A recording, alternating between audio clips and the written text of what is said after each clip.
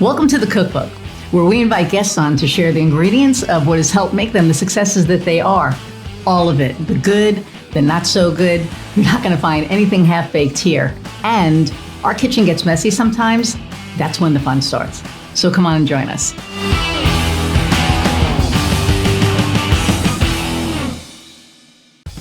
Hey everybody, and welcome to another episode of The Cookbook. I'm your host, Iris Goldfeder, and I am so excited for my guest today. So Julie Lord and I met through my wife, actually, last year. I guess we go to AIST, which is the, American Iron and Steel Technology Group, I think. She can correct me on that. And my wife and her met in Columbus. I won't say how, but they met in Columbus. And then just through this, serendipitous connection, we ended up meeting and kind of became fast friends. She's pretty amazing. And because of her, I'm going to be speaking at the Women in Steel Conference in Indianapolis. I'm so freaking excited about that. And she's owns her own business, like businesses, family business. There's like so many things, but I'm going to let Julie tell you about herself. So without further ado, click like, share, subscribe, leave a review, do all the things. There's like a little bell down there. I think if you click that, you subscribe. Do all those things. And then at the end of the episode, I'll probably remind you again. So without further ado, let's meet Julie. Hey.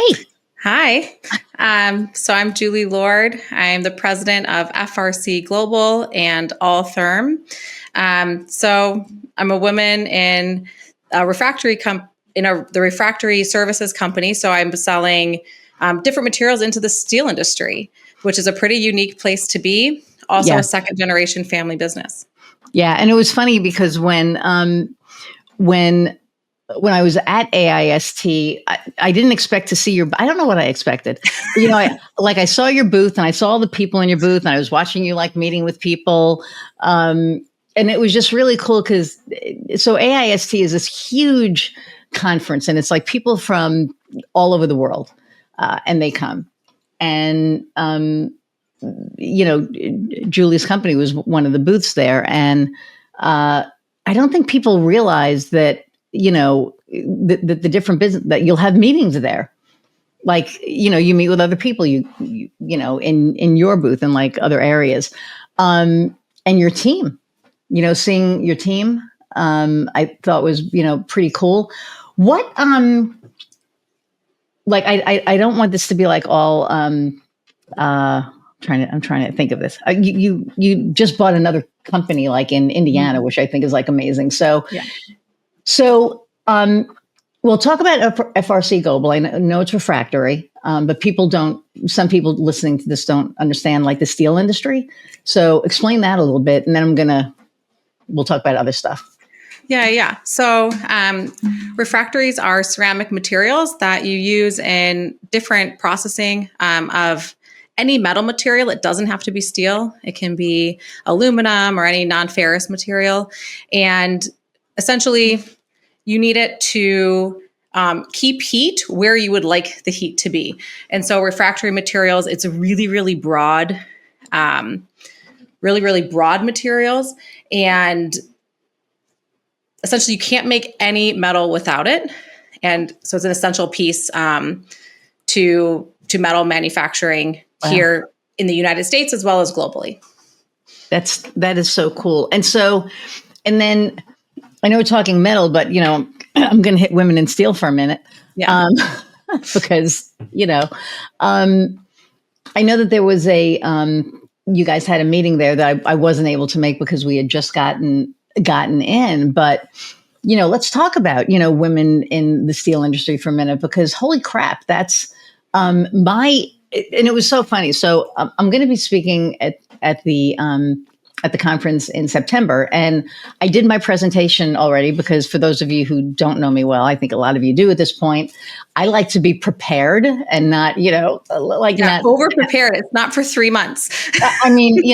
But I started thinking about it because it was something that I'm familiar with only because my wife works in steel.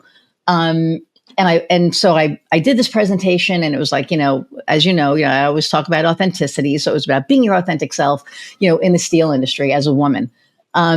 so I showed it to Julie, and she was like, I'm going to put a focus group together for you.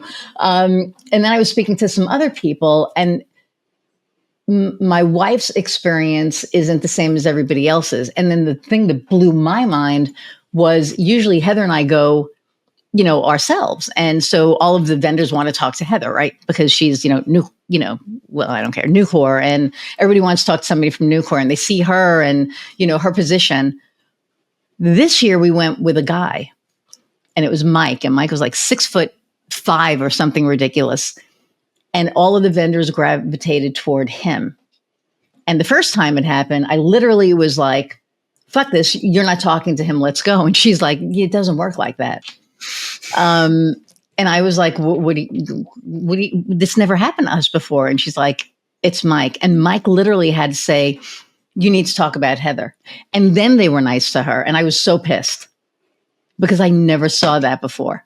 And then I was like, okay, the universe put me here this year and put you there this year and had me do this so that I would really see things from like a completely different perspective. And it was just completely different. What the hell? Yeah. I mean, I think first I'd like to say that the industry has come a significant way as far as diversity at both the supplier side and at the steel mills. And I don't know if it's just, the times that are changing. And also, we've done a lot of work at the association to be making sure that we're creating a space that does feel inclusive and that you can belong. And I think that's really why. So my backstory is the Women in Steel did not exist. That initiative did not exist. And so I originally joined when I came into the steel industry, right? I'm in a family business, so it's sort of inherent. A lot of us have this story of coming into the industry because our dad, our grandfather, our mom, whoever. And so you end up, you're in this industry, you go to your first conference, and I remember being really, really, I don't know if like lonely is the right word, but I felt awkward. I didn't know, where my community was within this huge conference. I mean, I think there's over 8,000 people that attend this. It's huge. It's huge. It's pretty big. I mean, the steel industry, it's really big and also can be really small. So, and I was 22 or 23 and being like, well, where do I, like, how do I start meeting people in the industry that at the time I was young, I was female, I didn't know kind of where to find my people. And I felt inexperienced. I didn't have the confidence yet to just start walking up to people. And now it's a whole different story. Yeah, now it's a whole different story. But at the time, so they first launched a young professionals group. And that's how this kind of started. And that's when I started meeting people that were in the kind of the same world that I was in. Was like, hey, I just joined the industry. I don't know anybody. And you work over here and I work over here. And then from there, the Women in Steel initiative got started, and it was kind of a spinoff. And we would do a 2-hour workshop before the AIS Tech. Did you start it? I did not start it, but I was one of the very first people in the first 50-person room for the Women in Steel. We call them like a workshop that was sort of happening ahead of the show. And that's when, the people at AIST, Stacy, she was like, hey, we might have this idea of like to do this conference. And so there was a group of us that got brought in with basically this brainstorm idea to put this conference together. And now we're going to go into our 3rd year, and it keeps growing. The first year, I want to say, and correct, my numbers might be a little off, but we had around 280 people attend. Last year, we had over 500, and we're expecting over 700 people to attend this year. And while it started as a pilot, it does show that there's a need to create different sorts of communities, even within our industry. Yeah. So Yeah. And I think that, women and, the steel industry, it's funny. So I had a chat with GPT. I had a chat with Chat GPT. I have my Yeah. chat very, it's very, intentional. I have a kind of specialized for myself. It knows you. It very well. It knows you now. It knows me really well. I'll say like, hey, I want to write this email, so here's what I've written. I think it's in my voice, but can you help me out here? And it knows my voice better than me. I'm like, okay, that's a little scary. But I think that like the thing for me was, and I did it when we came back from Nashville. I said, okay, I call her Cara. I said, all right, Cara. So here I am at AIST where, when it was just Heather and I, people would, just want to gravitate toward her because of where she works, because of the title of, who she is, where she works, blah, blah, blah. And Mike was with us. What do you think happened? And it literally was like, oh, I guarantee that they all started talking to Mike because Mike is a male and it's the steel industry and the steel industry is geared toward men, blah, blah, blah, blah, blah. And I said, so I'm speaking to the Women in Steel conference. And I said, I did this presentation that I'm going to redo. I said, because of, what you just said. And she was like, well, that it's evolving. That things are changing. And I was just like, okay, you're scaring me now, right? It was just like, holy shit. But what really gets me, I think, is that, so my wife's position, right? When she first got it, she was supervising guys that have been in the industry for 40 years. Yep. Right. And here's this, 30 plus year old saying, okay, so this is how we're going to do things. And at first they were like, what? But then she gained their respect. And there's nothing that her guys won't do for her now. Like because they know that she cares, they know that she listens. And I think that the difference in women in steel and guys in steel is that women in steel actually lead with empathy. There's a different way to lead. And we could talk about the leadership piece in a minute, but I just think that women in general lead with, we listen. We don't just, it's not like we're, what's the word I'm looking for? It's not like we're dominating somebody. We're trying to understand them and have that conversation and guide them and help them grow. So what do you see? Like, what differences do you see with that? Because I'm sure you've had to see something's change, right, in between now and then. Yeah, I think that because the industry is expanding to become a lot friendlier place to work, I think for anybody, you are going to see things shift and continue to shift. But there's still going to be a bias out there, right? I'm 5'4", and I can, but you're like a giant. I'm walking you're through my a height sea of 6 foot tall men, and so I mean, there is going to be I can get a little lost in the in the actual crowd. Yeah. Well, yeah, I mean, yes, yeah. Yeah. Go to the top of the systems booth and look down. You'll find, But yeah, I think that the industry is changing, becoming more friendly, and it depends on the company that you're working for. There's a lot of steel companies out there that have done a absolutely terrific job of doing what they can to really expand who's going to be comfortable working there.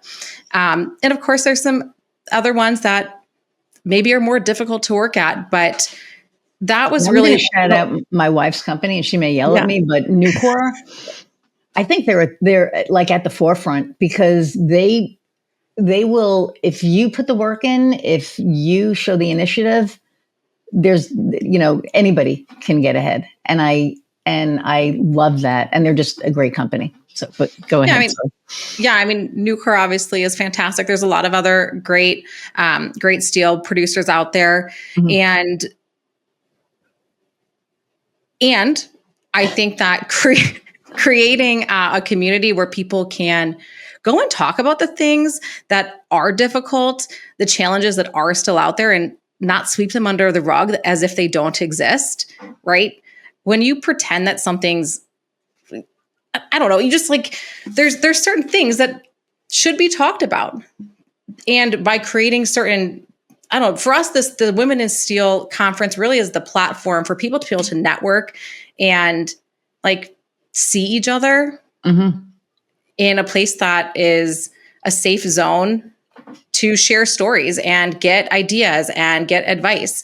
And also growth opportunities, right? Yeah. It's all about building confidence in yourself as a leader, as you're a shop floor manager, or you're just starting out and you don't have a management position, and how to be a leader to yourself, right? Yeah, and that's where the authenticity. That's where I think the authenticity thing is gonna. I'm gonna send that to you. Yeah, we'll talk about that. But it's so important to me because I feel that for women in general, we've been told to be small for so long. And in an industry like this, I know you're laughing. You're like, haha, it's still going to change. But it's like it's like showing up authentic. I really believe that helps more than it hurts, because I think that if we allow ourselves to be made small, then people aren't going to see the growth, and they're not going to see the equality in it, right? They're going to be like, oh, well, you're still playing small because that's who you are. And it's like, no, screw that. I don't want to play small anymore. So how do you do that and not, I hate the word bitch, but it's like people are like, oh, well, if you're too strong, you're a bitch. It's like, no, screw that. If you're strong, you're a strong woman. If you're a strong guy, you're not a dick. You're a strong guy. I mean, some guys, dicks, but so like, how do you, see, yeah, you're going, yeah, because that's why I'm kind of going. I think it depends on your personality too, right? I have never been great at being quiet. I can't imagine. You're like me. I'd be like, what? Yeah, I can't even. But I will say that there was a time in my life that I felt that I had to change who I was at my core to fit whatever narrative was around me at the time. And then I think as you grow into your own, you realize that that's all complete bullshit that you don't need to carry with you. Right. And now it's like, I don't know, for me, I had a really, really, and I can remember very vividly, which is, like my middle school years, to be honest with you, were awful, right? I think they're awful for a lot of people, but I felt really, disconnected to people as somebody who loves connection, and I love being with people, and I just was awkward, and I didn't know how to kind of make those friends and deep connections that I wanted to, kind of in that 4th, 5th, 6th grade version of myself. And I think that's where, for me, at least, a lot of the passion of creating space for people to be themselves, figure themselves out in a place that makes sense for them. And so as I've walked through my adulthood, realizing that I become really out of integrity with myself when I'm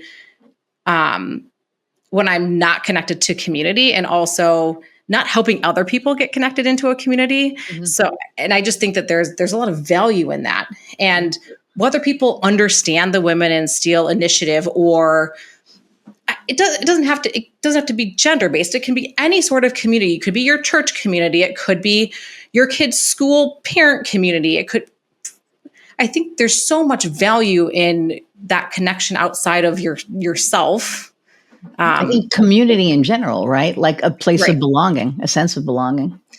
Right. And I think that's where a lot of my passion projects end up being, is like how to create space for other people so that they never have to feel lonely like I did in my 4th, 5th, 6th grade self. I think when you think about your past, a lot of those, I don't like call it traumas, but like a lot of what really creates you and happens in those years, right? Of like up to age maybe 10 or so. Yeah. It's not trauma. I mean, it's what we're, and it can be trauma. I mean, for me, it was definitely trauma. Right. It can be Right. totally I mean, for trauma. me, 100% it was trauma. But I think that those are our formative years, I think from like 1 to 7. And, the things that happen to us in that time is what dictates how we respond as an adult until we figure out that that's what dictates, how we are as an adult. And that takes work. I mean, it takes work. So, well, now it's a superpower of mine, right? Which is I love connecting with people and talking to you and talking to whoever shows up at wherever I am. I always feel like I can find somebody to talk to about mostly anything. Oh, I'm 100%. And it was funny because when she came last year, when she came back up to the room after talking to you, she was like, too bad you were overserved Sunday because you would have had a ball. I mean, and it wasn't that I was overserved. I think I ate something weird and it just killed me. Like I couldn't even think of alcohol for the rest of it. Being at a conference is difficult. You're at so many different places for meals. You're not eating at home. Yeah, no, it was like our first night. And I had 2 glasses of wine and anybody who knows, like my friends who know me know I do not drink like that. So I had like 2 glasses of wine and then they were like, oh, try this espresso martini. And I was like, great. And then we had this like piece of cake with it. And I think it was like old because like I was eating it going, man, this doesn't taste right. Why am I still eating it? And then that was it. I was like, dumbass, I shouldn't have eaten that. But everything happens for a reason. So, but this year it was really interesting because it was in Nashville and I love Nashville. And we just couldn't like after hours, we just couldn't connect because like the vendors, took us to these places. And by the time it was done, it was like so late. And I think the last night we were at Eddie V's until like we closed it. Like we literally closed it. And I was like, oh, okay. But there was so much food that we couldn't just sit there and, but okay. So let's talk about, good Lord. So you just purchased this. First off, how many companies do you own? So right now we have our core family business, which is FRC Global. And we just bought a manufacturing facility in Indiana called Alltherm. Okay. So talk about that. Talk about so was it always a family business? Like, have you taken it over or Yeah. So I'm happy to tell you kind of our history. Yeah. So my father started the business in the early 90s, and he started the business as a need, as what he thought was a need in the market to be able to bring in imported refractory materials into the steel industry. He originally started out working at U.S. Steel. And so he was the very first person to ever import refractories from China in the early 90s and spent many, many months at a time over in China developing our products. Wow. And that's how the business started. Obviously, as anything, our businesses evolve. Sure. And so I jumped into the business with him 15 years ago, and we've been kind of rocking and rolling ever since. In 2021, my sisters and I together purchased the business. So that was a very, very big, 2 feet in and signing over, everything that it takes to buy a business. And so we now own, all 3 sisters own 100% of the shares of the business. So we are privately held. And yeah, so that's FRC. Alltherm was the second acquisition that we had done. The first one we had done, it was a joint venture. And that one we ended up selling to our partner in that joint venture. And then this one, they were actually a customer of ours. And so we were selling them the ceramic fiber products that they needed to then make their materials. Wow. So that they could then do installations in the industry. And, I kind of had looking at them for a few years. COVID happened kind of right in the middle of that. And we circled back to it post COVID and really took a look at acquisition as a potential for us. And so we bought them in the fall and off we go. Amazing. I love that so much. So you started out as entrepreneurs, but your dad didn't. Your dad worked for US Steel and then he was like, I'm going to do this thing. Yeah. My dad is a ceramic engineer. And also my sister is a ceramic engineer from Alfred University. And yeah, I think he looked at a need in the market and decided to go out on his own and make it happen. Which is amazing. So this is going to lead into like the only question that I ever try to ask here is, like, what advice would you have for somebody who's thinking about becoming an entrepreneur? Because that's a big jump going from that to this, especially in the steel industry or in the metals industry, right? Yeah. If Materials. I had to give, and I think it doesn't matter what industry you're in, if you want to be an entrepreneur, is you're going to get a lot of no's and you're going to get like, there are certain days that you actually are not positive of if you made the right decision, right? Gosh, I pulled the trigger on it. Did I invest in the right way? Was it the right decision? And you have to be okay being uncomfortable all of the time. Yeah. Right. Sometimes you don't know if a decision was the right, I'm using the right one. And let's say right is profitable or something like that. It could be a long time before something pans out and like, you know what? I took that risk and it worked out for me. And it's also being comfortable with knowing that you might take a risk and it's not going to work out and being okay that was the learning opportunity that you needed to then maybe in the future make a decision that will pan out. Ooh, so I love that. Yeah, because not everything's going to work. So. No, and I always say like overnight successes take like 10 years, right? So, I think it's being principled in it, right? It's just being okay with like, well, I'm not sure, and this is making me really uncomfortable, and I'm going to do it anyway. Mm-hmm. And know that I've surrounded myself. The piece of advice that my dad always gave was surround yourself with people that are smarter than you can trust to give you the information you need to help make the best decision. Right. Yeah, 100%. And be able to let that piece go, right? Because it's so hard. So I have somebody who's my right hand now, and it's still hard. She's like, oh my God, stop, let me do it. And I'm like, I am. She's like, no, you're not. Stop. I'm like, I'm sorry, I'm trying. It's like, when I send out proposal emails, right? It's hilarious. I go like this. Okay, it's out there. And it's like letting it go and putting it out into the ether. And it's the same thing with her. She's extremely capable. She's extremely smart. And she like yells at me all the time. Yeah. She's like, let me do this for you. And I'm like, okay, fine. So, but when you get those exceptional people on your team, it makes such a huge difference. I came right from my marketing team call before I jumped onto this with you. Oh. And by the way, marketing was something that was really hard for me to give up because I'm a marketer, right? I know, which was what we were talking about. Right? Like, so somebody that's a marketer and I'm like, you know what?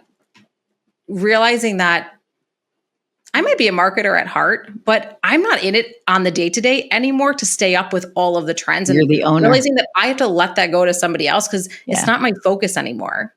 It's part of being in business is understanding your baseline marketing. But like, I'm not keeping up on the different trends and walking into my analytics and analyzing that every single day. Like, that's no longer my day-to-day job, right. But it was for a long time. And so that was a piece that I was like, okay, I don't need to hold this anymore. And I have somebody who's excellent holding it. Yeah. So I totally get that. It's so hard. It's still hard today, even though I've been in practice with that for a long time. Yeah. And I remember when we were at the at the convention, and you were having like new brochures made up, and that one guy had to point out, that there was a mistake, and I'm like, why would you do that? Like, what, and I was like, I hope you feel better about yourself. Like, I didn't say it, but part of me was just like, I really hope that makes you feel better about yourself, because it was just like one of those dumb things. But as a marketer, I was also sitting there going, was there a mistake? Do you need help? Because of course I want to just like jump in and help, because that's just like my nature. And you're like, no, we've got this. That like everything is being redone. He just didn't need to do that. And I was like, son of a, because people just do that. But the funny thing for me is, so when we get done with this, I'm going to, record video for social content. Cause we do, like we have a package that we offer people, every, quarter. We record, like 10 or probably like around up to like 10 videos so that they can use it for content. And then we do the transcripts, and, this way they have the transcripts, and they can make, more posts and more content. And we do this for us. And usually I'm really ready for it, right? I'm like, I know what I'm going to talk about.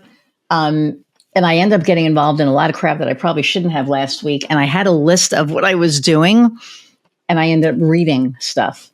And so we did all the video, and I was like, I'm reading. I don't read. Like, why am I reading? Why am I doing, this thing? And again, it was like, okay, because I didn't let something go. I wasn't prepared to do what I needed to do. It looked like crap. So now we're going to like redo it today. And I think it's when we let ourselves, even saying let go is like, when we let ourselves let go, it opens up so much more time for us to do the things that we need to do, that are important for, us to do in our role. So I think that that's really cool. So, okay. So you bought this other business. Now, are they still running it, or are you ladies running in and, changing the way that it's operating? Yeah. I think anytime that you buy a business, the first thing, is that, kind of looking at their operations, what's going well for them, what's not going well. I think in a lot of times, especially in some of the older businesses, they do need some tweaking, right? They don't have a marketing presence. Maybe they don't have an ERP system. Maybe they don't have clear processes and procedures in place. And so those are the type of things that we will go in and do. But they're excellent at making what they make. Like, that doesn't need to be touched, right? Let them be experts in what they're doing, which is the manufacturing. And we will come in and kind of make some of the back end tweaks that make it work within our bigger company. But I don't run the day to day there. We have a director of operations that takes care of the day to day. Although I like to pop in and just say hi to everybody, see how it's going. I'm in Indiana from all the way up north, So, but you have to let me know next time you're in, and I'll meet you. Yeah, I will. It's not that far, but yeah, and I love that, because I think, as a marketer, I go into businesses, and I, if something's working, I tell them, this is great. You're doing a great job. Keep doing it. Keep going. Keep doing it. Like, don't stop. Here, all right, we could tweak this a little. This is probably why you called me, right? And it's like identifying that. And it's also not making people feel crappy about stuff, especially if you're coming in and taking over, a business. That's scary, right? For the people that are there. It's probably scary and stressful for you, because now you're like, holy shit, I have to make changes and do certain things. It's really stressful for me. I think it depends on like how you communicate it with them. And, they were a family business. We're also a family business. And so coming in with some empathy and also excitement, just like, we're so excited to be able to run this business for the next 30 years. The owners before had the business for, I think it was over 40 years. Wow. 45 years. And so, so you're essentially picking up the mantle. Right. And I think that there's some magic that can happen when you're doing a generational pass down of a business, or in this case, maybe a few generations were down, is that you get to breathe life into something that might have had its doors closed had you, had you not. And so that's where I have a ton of passion. I think keeping manufacturing here in the US is really important.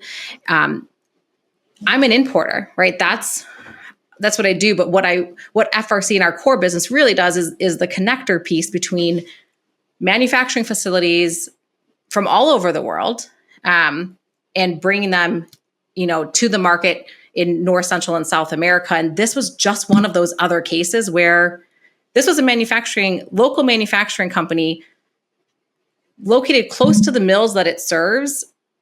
And it has a great product, and I wanted it to live on. So that's so great. Now it's under our umbrella.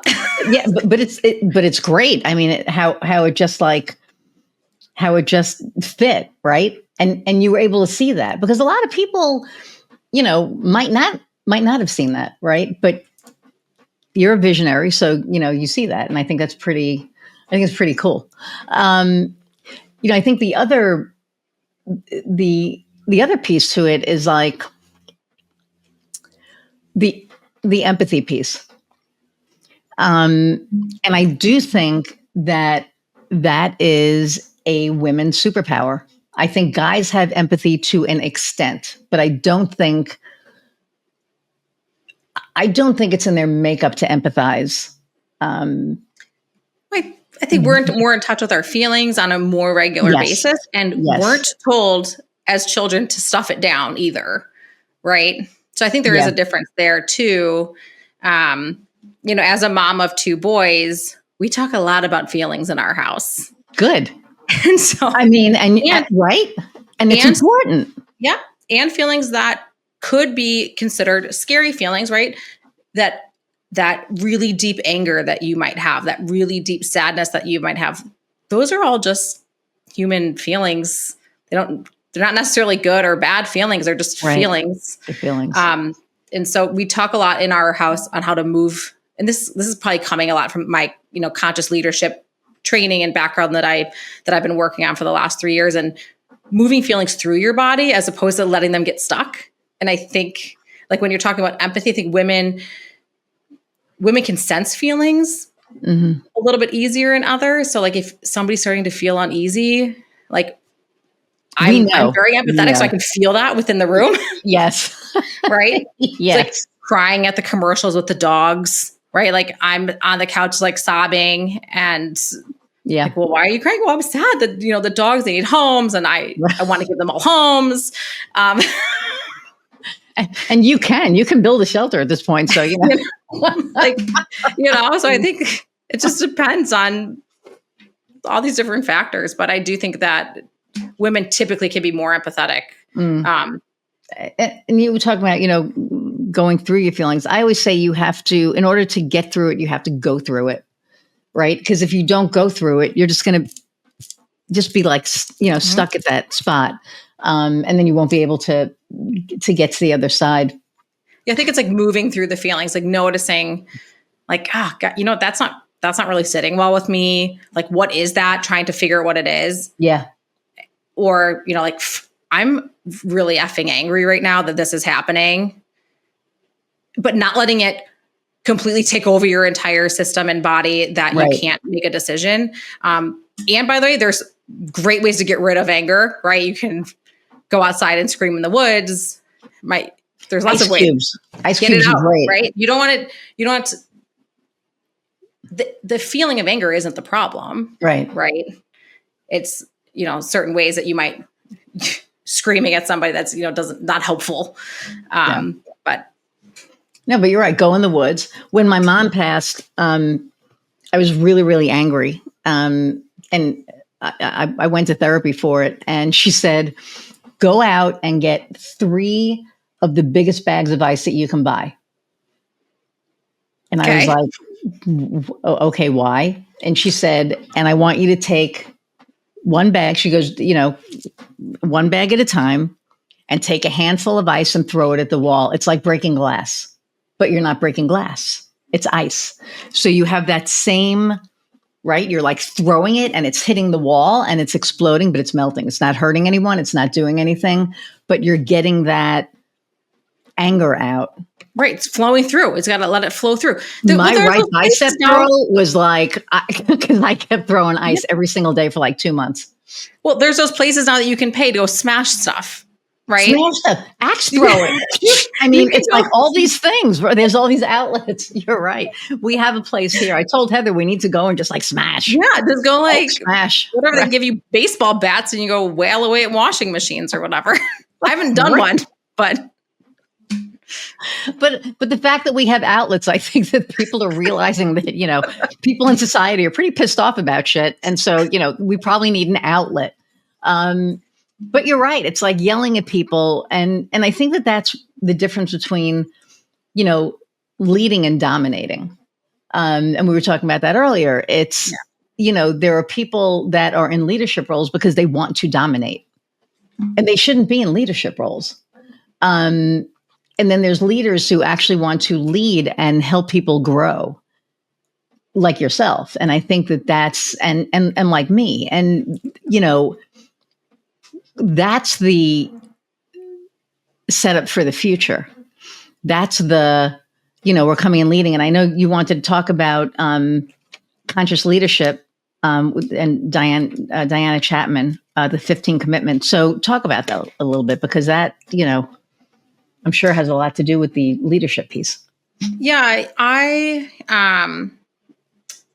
you know, she's one author of this particular methodology. She's one of the co-authors of that 15 commitments to conscious leadership. But you know, she has her methodologies. There's so many other types of methodologies out there of different leadership styles. You know, people have talked about servant leadership.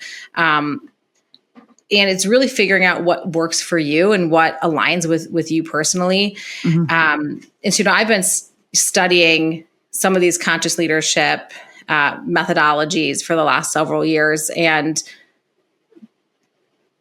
a lot of the time, you know, working with understanding where your integrity pieces are, where your energy sits, helps, at least for me, figure out what's working for me as a leader and what isn't, mm-hmm. both for myself and with my team. Because at the end of the day, you're only a leader of something when you have working with other people. So you have to understand yourself at a deep level to be able to connect with the people around you that are working with you. And so I, you know, really over the last, you know, several years, I've been working on curiosity over certainty, grace, and figuring out really what's working for me as a leader. I took a role from my father, right? And so like I took his role, and he's now in a different role. He's in the strategy officer role. But when I took over, there was a lot of moments where I was trying to emulate his leadership style, and it wasn't authentic to me. Right. Right. Like that wasn't working for me. And I was trying to figure out what does work for me in this new position. And people can tell when you're not authentic, right? Like trying to copy somebody else isn't going to work. No. So you have to figure out what works for you. And so for me, it was digging into some of these methodologies and checking in with myself. Like, you know what? I'm noticing that I'm having some, you know, I'm ignoring this problem because I just don't want to get to it. It doesn't feel like it's something that, I don't know, it's too big, it's too sticky, and being like, but it's also not settling with me. So what is that about me that, you know, so, you know, practicing, I'm not going to let that sit. Mm-hmm. I'm picking up the phone call. I didn't like the way that email tone was. I'm going to pick the phone call up. But noticing, you have to be enough in tune with yourself to notice what the actual issue is in yourself. Right. They're on my own feelings, to be able to, you know, effectively communicate with other people where you're at and why. And a lot of times it's getting into what their root causes too, and going from there. So yeah, leadership is being with people and being able to connect with them in a way that is authentic for the both of you. Mm-hmm.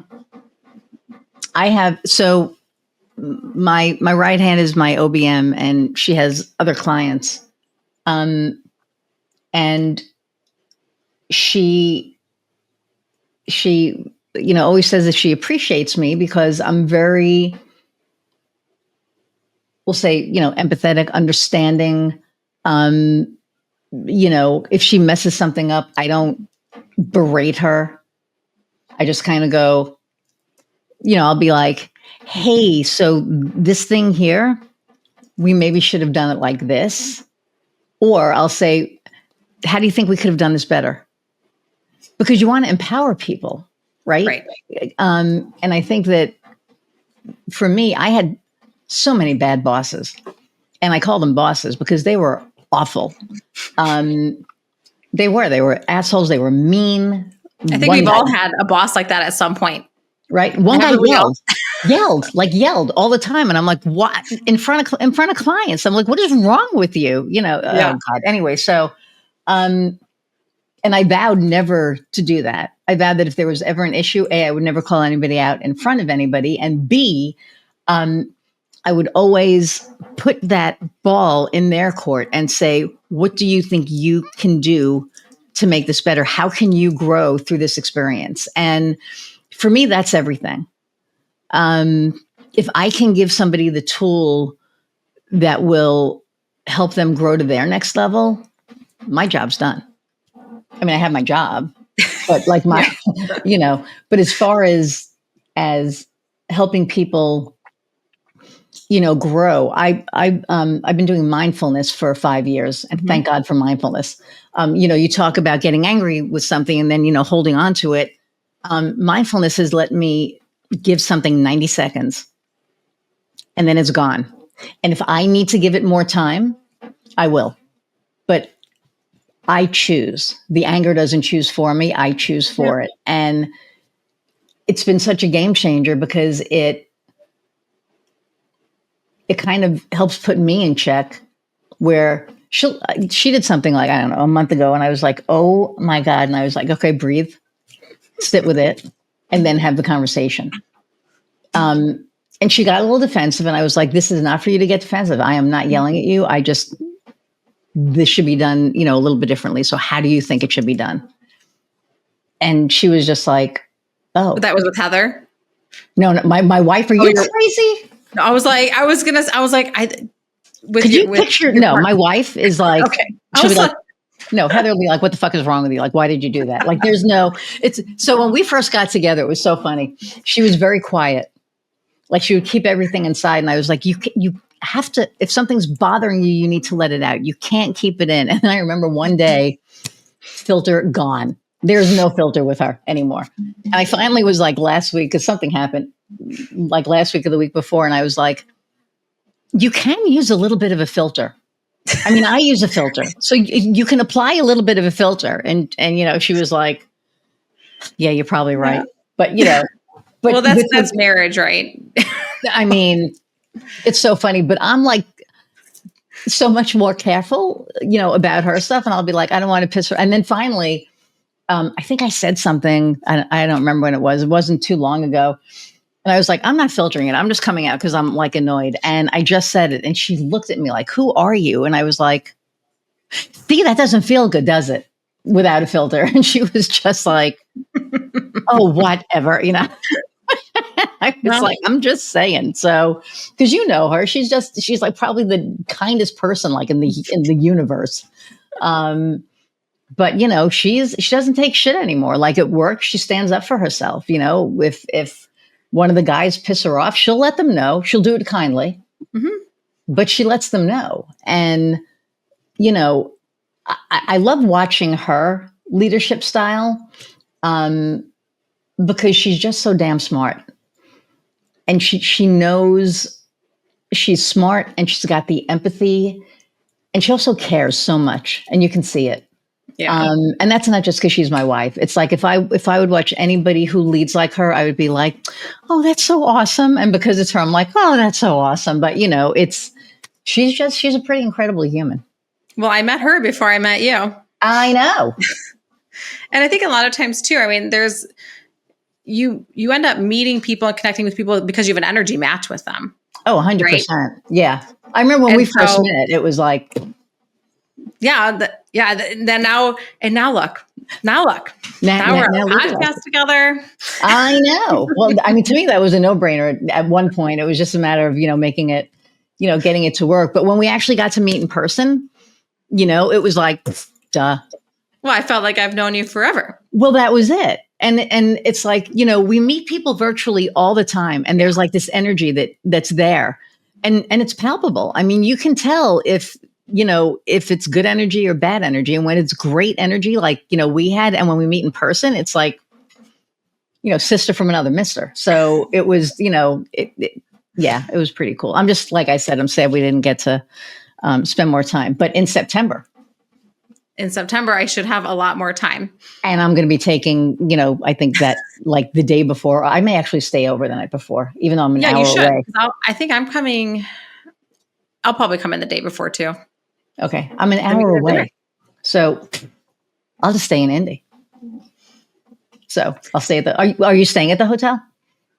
Yeah. Or a different hotel? Okay. Yeah. So I'll figure that out. But as we make our plans live. But I'm really excited to get to speak to these women, because I feel that first off, I'm excited about the whole karaoke thing. I remember I went over to Danielle and I said, "So do you need the walk-on song?" She goes, "We're starting that this year." And I was like, "I'm just going to sing mine." And she was like, "Really?" I went, "Yeah, just set up karaoke. I'm good." And be authentically you. 100%. Karaoke's it. Show up with karaoke. Right. And it's like, I sing, and my band is like dying because we sing the middle every week at rehearsal. I'm like, come on, we need to, like, I want this memorized, but everybody loves the song. So we play the song out all the time. We played it out Saturday and everybody went insane. And I was just like, yeah, okay, this is going to be good. So I can't wait. And I know it's going to be over before I know it. And then I'm going to be sad. So like, I'm just looking forward to all the things, but I really want people to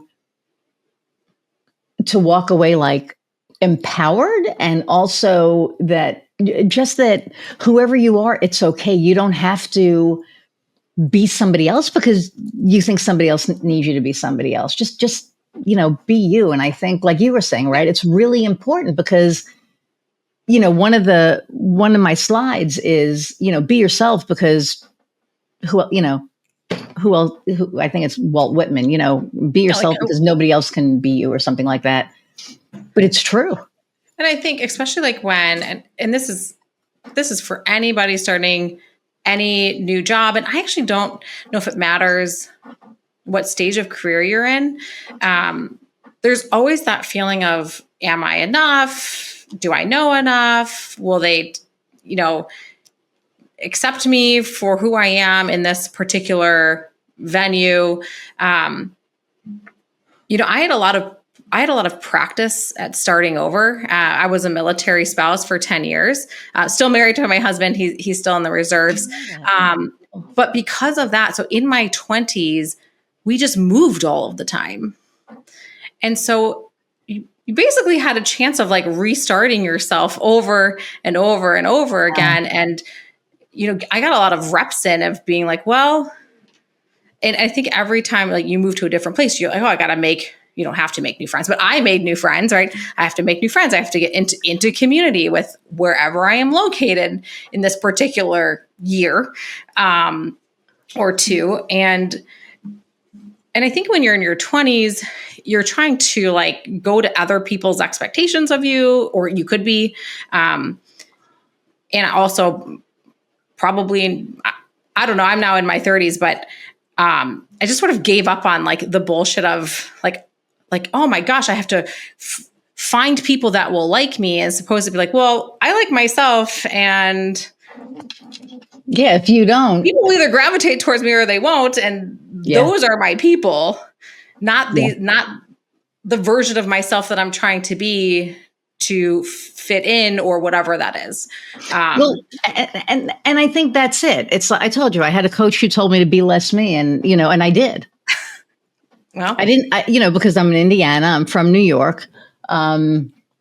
and he's like, you're an extrovert and they're introverts. So you have to, kind of play on their field. And I did. And I got clients, but like the first F-bomb I dropped, it was like, and they knew me.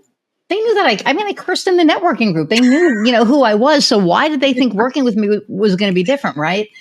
And then I realized, I was like, no, this is wrong. So, the clients weren't right for me. I wasn't right for them. I fired my coach. And then I was like, okay. And then I was like, I needed to do that inner work. I really needed to figure out, okay, who really am I? Because, living in Indiana and, doing all the things that I've been doing, it's like, I think I got lost somewhere along the way. And when I finally did the work and I realized who I was and I realized that I'm pretty fucking awesome, it was like, yes, okay, these are the people that I need to attract. And when you are your authentic self, you attract the people that want to work with you, not with the fake you. And that was the biggest difference for me. It was like, okay, that's my website is like all my little face now because, it was like, you need to make it about you. And I was like, I don't want to do that. But I get so many clients because they see the website. Like I'm in the process of having the copy redone to talk more about results and stuff, not just about me. All my reviews are about me. And finally I was like, can you just talk about the results so that people know that, I may be awesome, but you actually get results when you work with me? Because it was really important. To get that out there, but it's just being authentic brings the right people in your orbit, and so I think that's huge. So, and that's what I really want to kind of, I think. And then you feel better about so many other parts of your world, right? When you live in integrity with yourself. Right. That's being authentic to who you are, setting the boundaries that feel good to you. Then you really start getting into like your flow state, right? Where like you get to create the life that you want to want to live. And you get to live in this, you get to create the life, by me instead of to me, right? And that's a conscious leadership, idea, which is, you can live in life is happening to me state. And that does not feel as nearly as good as life is happening by me and through me but you can only get there if you're in flow, right? Right. And in integrity with yourself. And it could be like, by the way, these are all practices, and you're still working on mindfulness practices. There's not a perfection in this. There are certainly times where I am living in a to me mindset, right?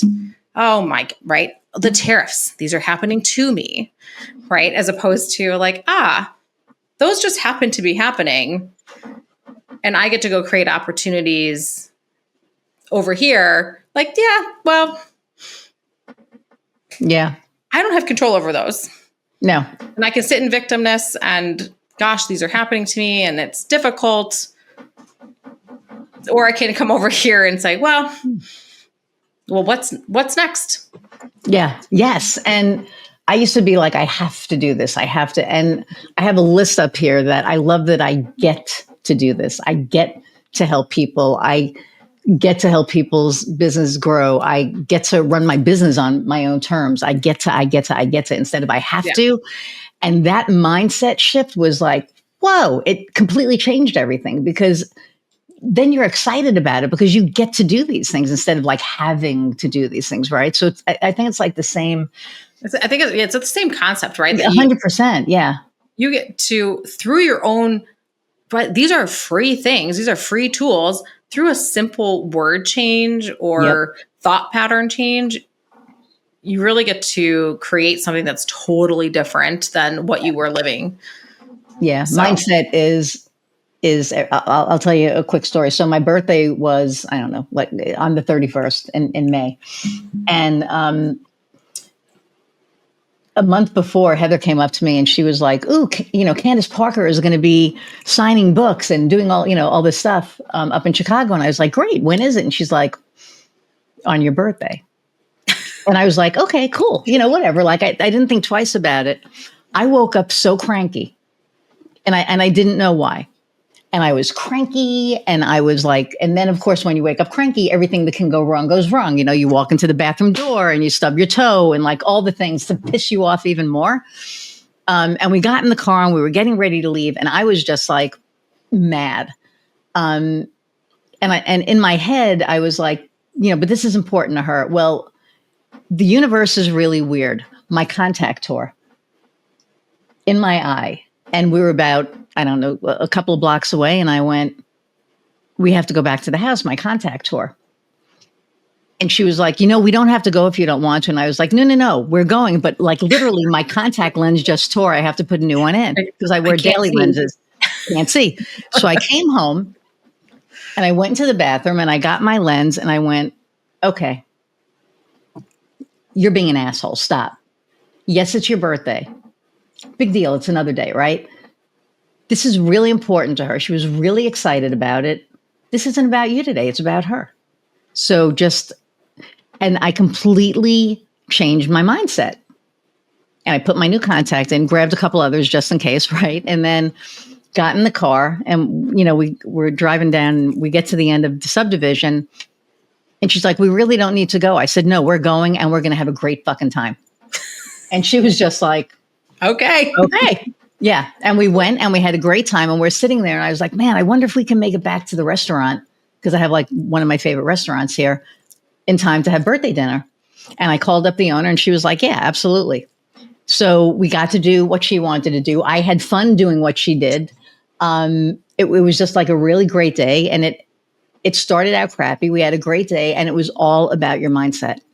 And what people don't realize is that it's so easy to change that. It's so easy. And you're right, from it happening to you to, you doing it. Because as soon as I was like, this is her day. And I'm okay with that. Yeah. It changed the whole day and it changed my whole attitude. And, and she knew it. And I told her, I said, man, I woke up not in a good mood. She was like, no shit. Really? She's like, I can tell all day. No, not all day. The first 15 minutes when we left. So it was in the morning. What? Oh, the concert was in the morning or No, so we live about 2 hours from Chicago. Oh yeah. So it was in Chicago and it was I think it was at like 3:00. So we left at like 11 to get up there and all that. So it was enough time for things to go wrong.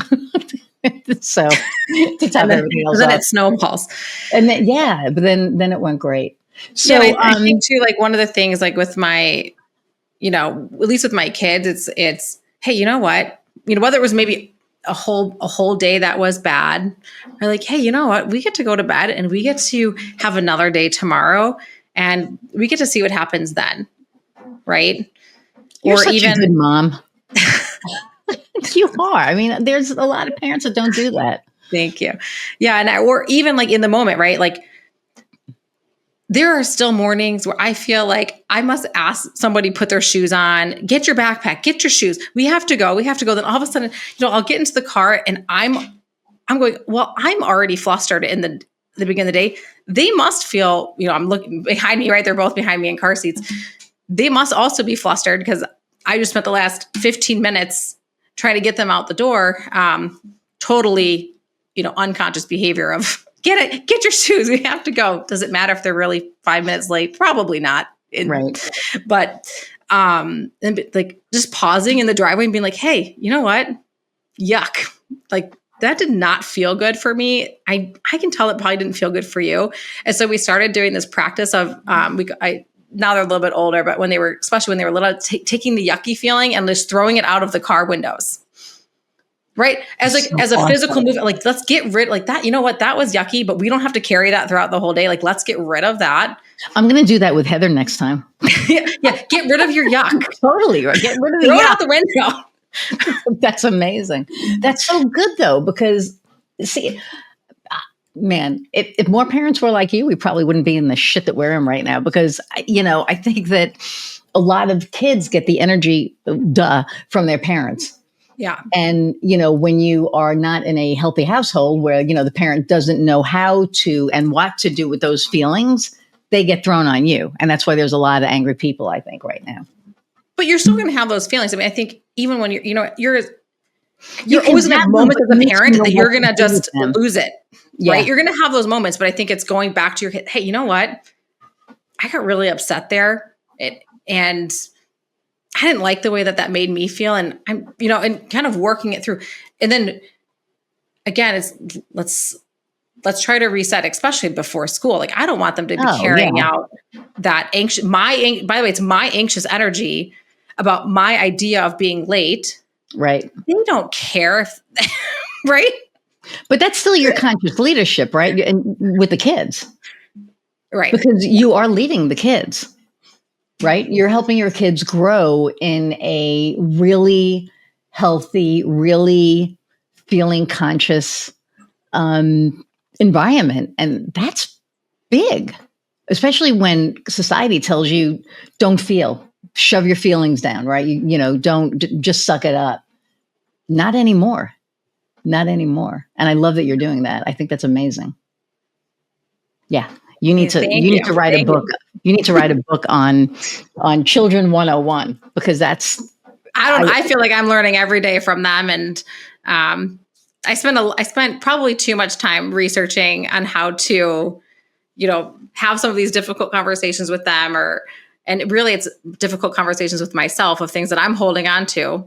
Why is that too much time? You're probably spending the right amount of time. Yeah. Right? So we'll see. I'm just kidding. I'm sure. No, I know. Sure. I know. Yeah. Well, thank you. We're over an hour, which I knew was going to be easy for us to do. Easy. Is there anything that you want the audience to know about, because you never know who's going to be listening to this, like about FRC Global, about, your other company, or just about in general? I think in general. I think it's taking the time, figure out who your people are. Don't dim your light, be yourself. And if you wanted to take the leap into entrepreneurship, you totally, totally should. And you will learn more about yourself through an entrepreneurial journey than you will doing anything else. I say all the time, if you really want to get to know yourself, become an entrepreneur. Yeah. Like, you have to sit with the 100%. Uncomfortable and your own shit, and like your own stuff that you tell yourself, and you have to walk through it to get to the other side. But it's a journey worth having if you're willing to take the steps and be willing to get uncomfortable and push through. Right. Yeah. It's constant, like, okay, well, keep going. And you have to be okay with that. But the journey is worth it if you're passionate about it. So there you go. All right. The last question I ask all my guests is, what lights your fire?